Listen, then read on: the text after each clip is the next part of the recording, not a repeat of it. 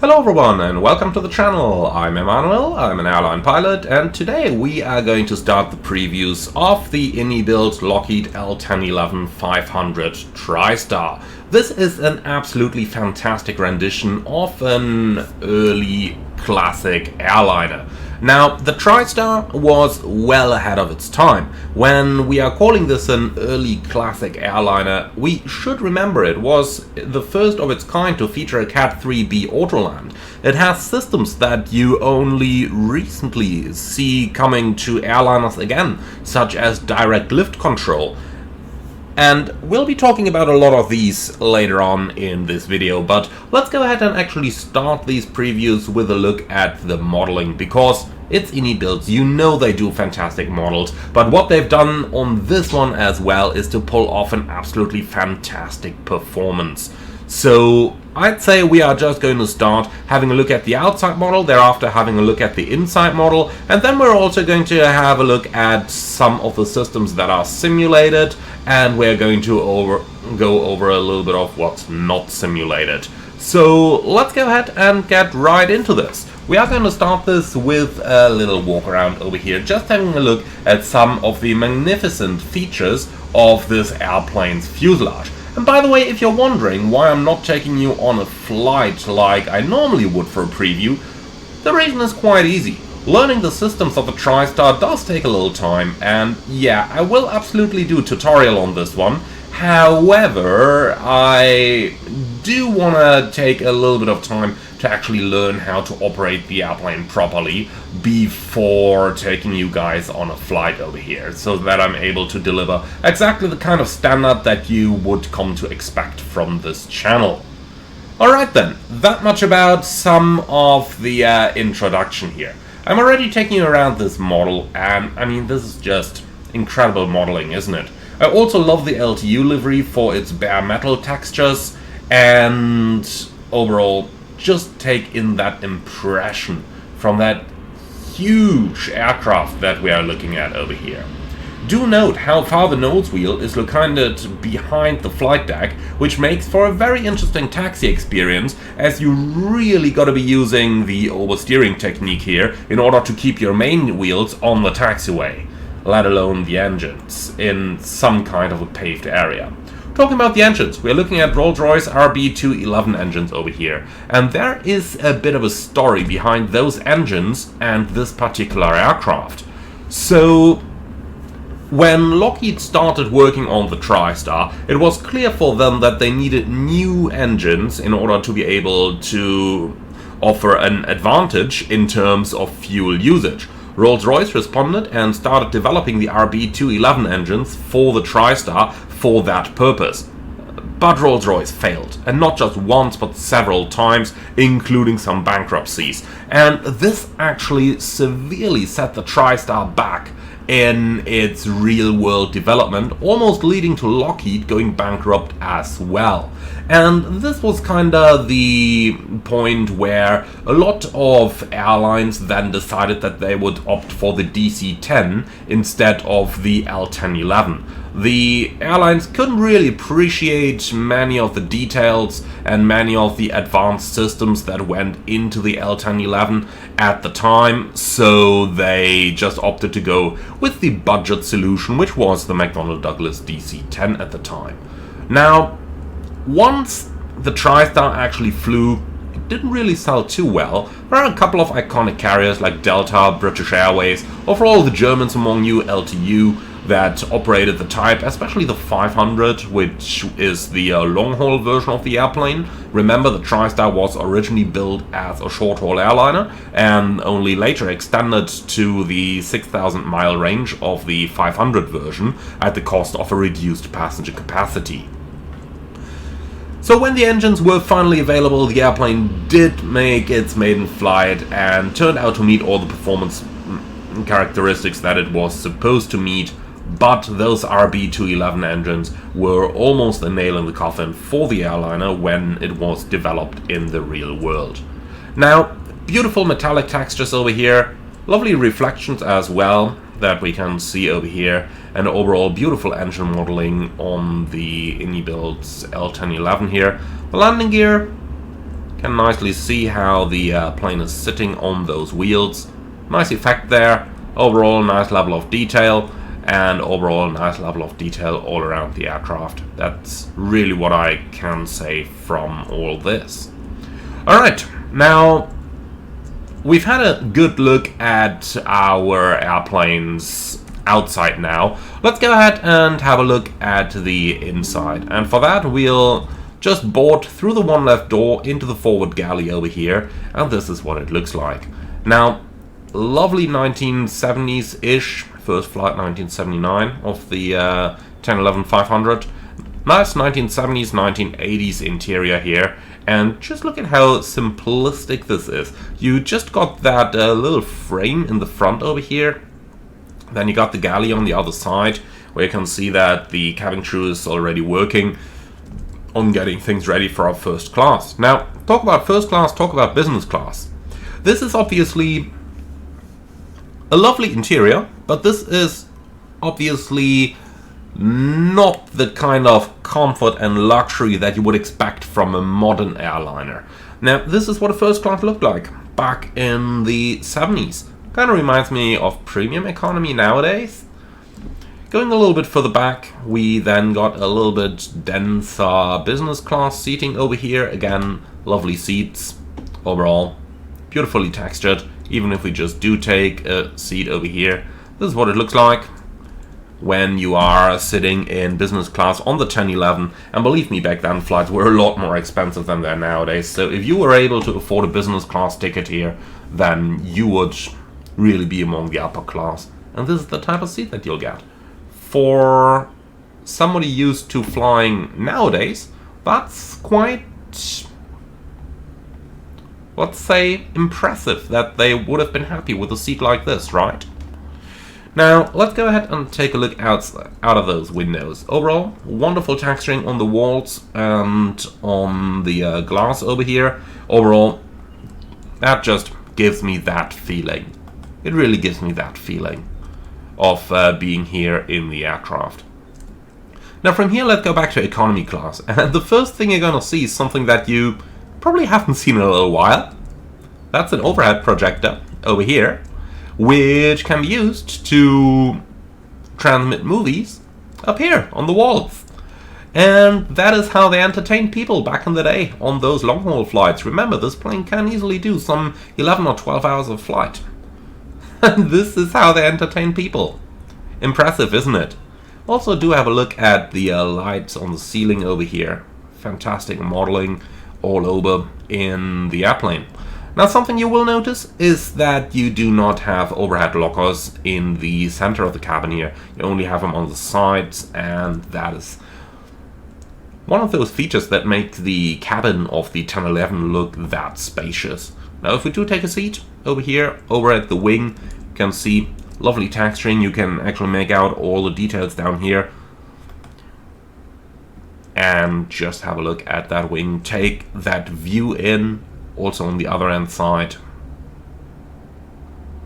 Like that. Just takes us back to the good old days of aviation, doesn't it? Overall, I really think iniBuilds nailed it with the cabin. They just really captured that feeling of the L1011. Now, going a little bit further back, we do have the aft, I don't even want to call it aft galley over here, because you'll find that it is mostly just a couple of lavatories here, 5 of them in the numbers, because there are no lavatories at all from the very last row of seats to the very first row of seats. So you just have 2 in the front, then 5 up here in the back, and that's it.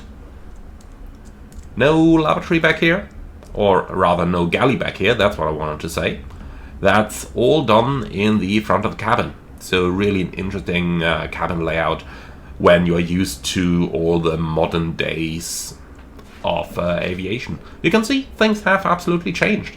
Now, iniBuilds does offer the lounge that was available for the real world L1011, and that is accessible through stairs right from your cabin.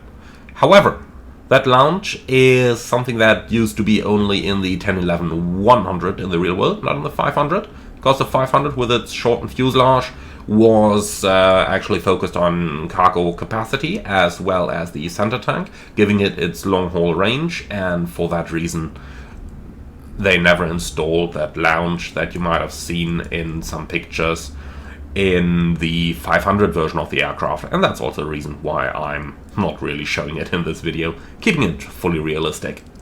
Now, that much about the cabin. You can see another projector up here, by the way, for our first class passengers. Do you imagine sitting here and trying to sleep when everyone else is watching movies? I'm not sure how enjoyable that would be.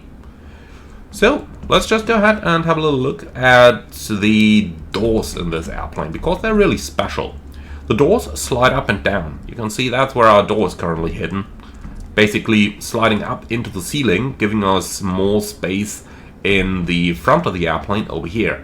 Then the flight attendants are just going to operate the controls on the side, and that way you can lower down the doors.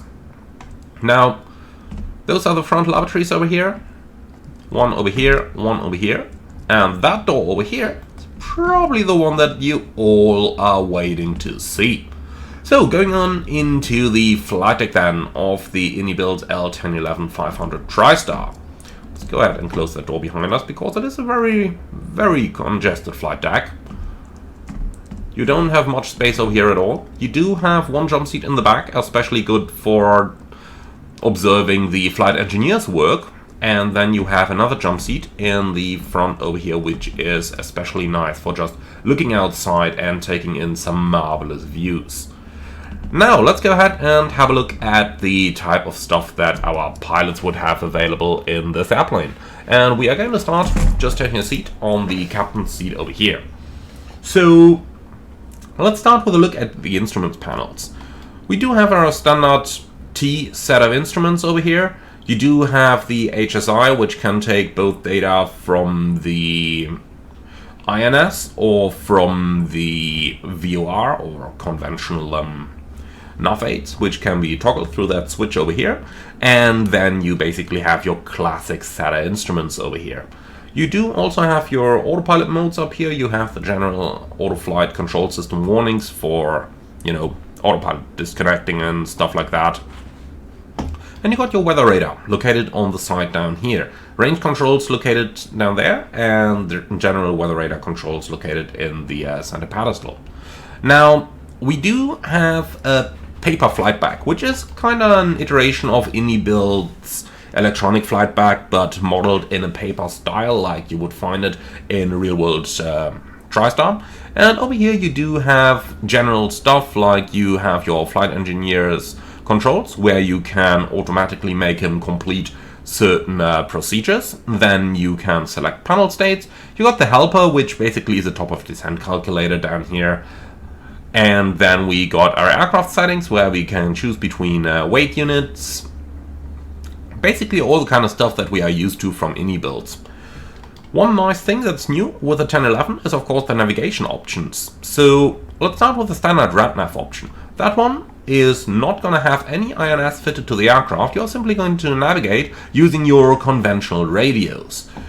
Then we do have the INS option, which is what most real-world L1011s would have been equipped with. So you got 3 INS units, and you also have your performance computer down here, which is going to be probably receiving its dedicated video, and the INS would be the primary unit used to navigate the aircraft. Now, I will do a tutorial on those, so don't worry. From there, you also have an option with the GPS, which removes the INSs and then places a GNS 530 over here. And that's actually a realistic option, because many airlines, well, not many, but some operating the aircraft nowadays would have 530 just fitted on top of the glare shield here. It looks absolutely homemade, but this has actually been flying. And then you got an INS and GPS option, where you can put the GPS up here and still have the INS down there. Well, I'm gonna return this to the INS option, because that's how most Tristars flew back in the golden days of aviation.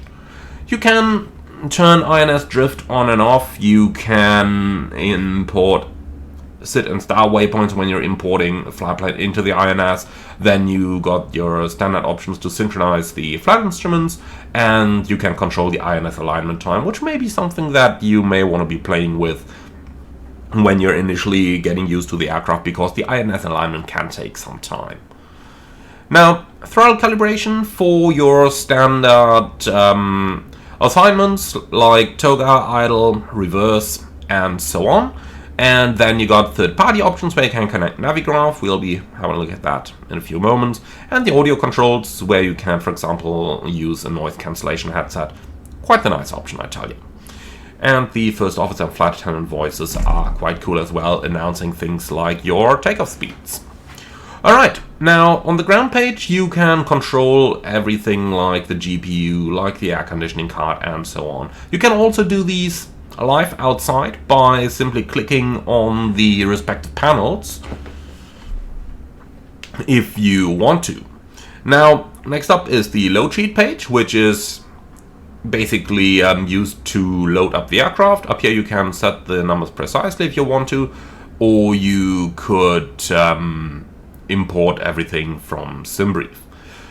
Next up we got the operational flight plan, and this is kind of nice way in here, and you do have the option to send this to the INS as well, so that you don't have to load your waypoints manually, so that's quite nice.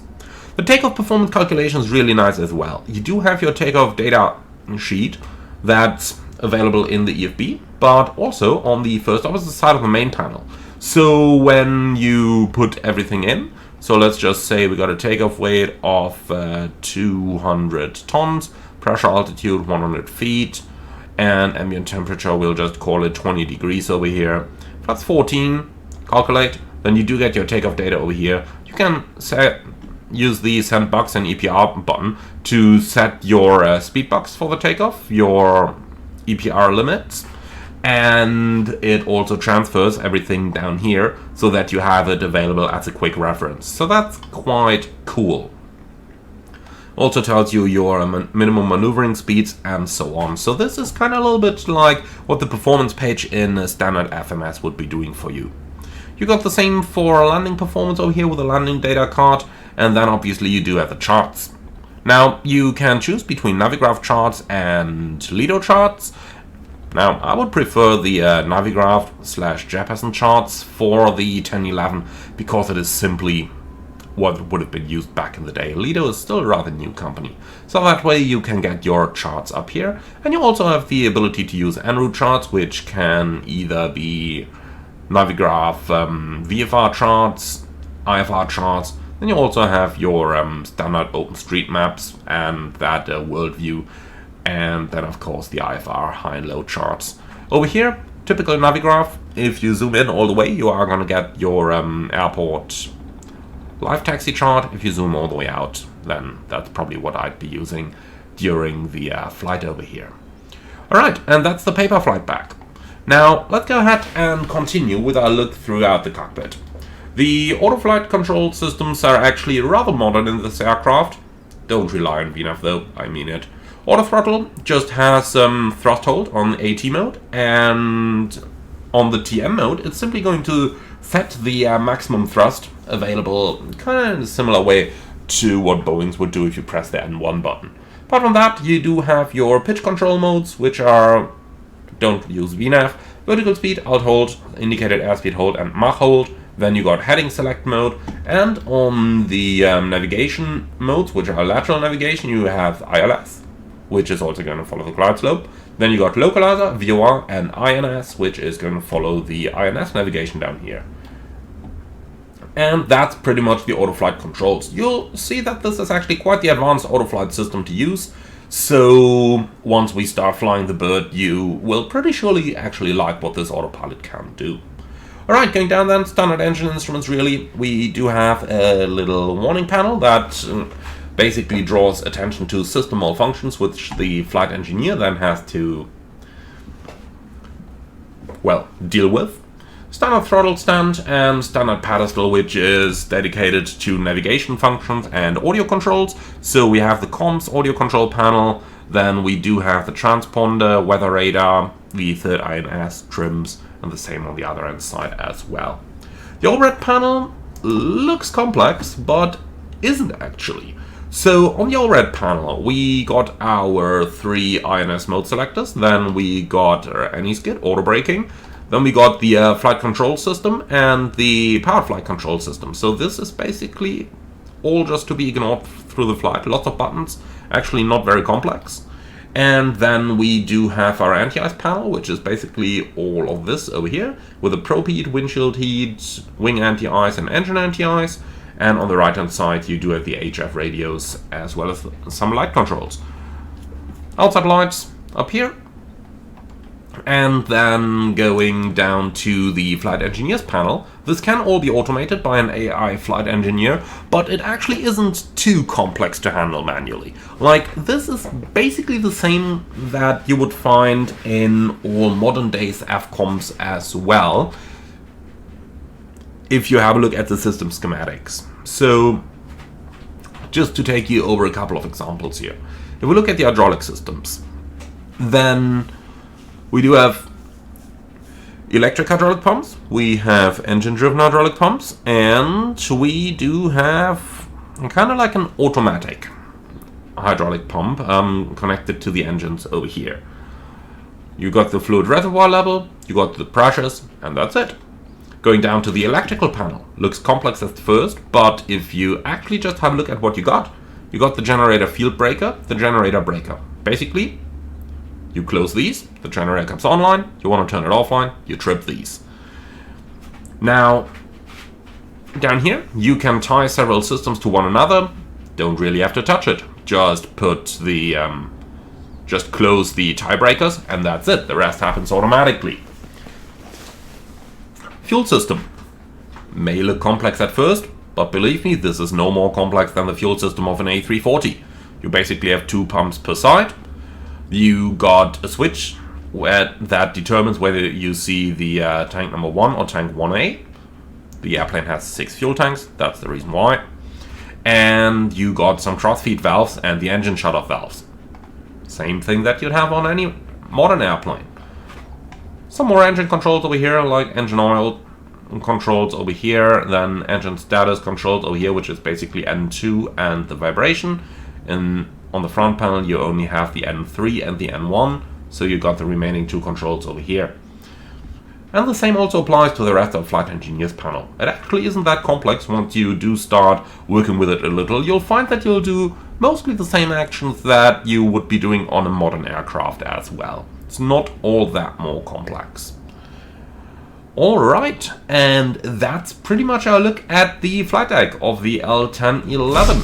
So you'll see, it's a different aircraft from what you're used to, but you will see that it is not as difficult to operate as you would probably imagine looking at all those switches. Remember, you can completely automate the flight engineer so that you don't have to do anything at the panel in the back. And when you do that, it really becomes a very, very easy aircraft to operate, because as captain or first officer, you wouldn't have that much to do in the flight deck at all. But more on that when we do start our in-flight previews. So for the time being, thank you very much for watching. I do hope that you liked this video. Leave your feedback if you do like this type of introduction to a new airplane before we actually start flying it in the comments below. And with all of that out of the way, thank you very much for watching. Like, comment and subscribe. And then I'm really looking forward to taking you on our first flight in the Tristar very soon. Thank you very much for watching, and I'm looking forward to see you all again on the next one.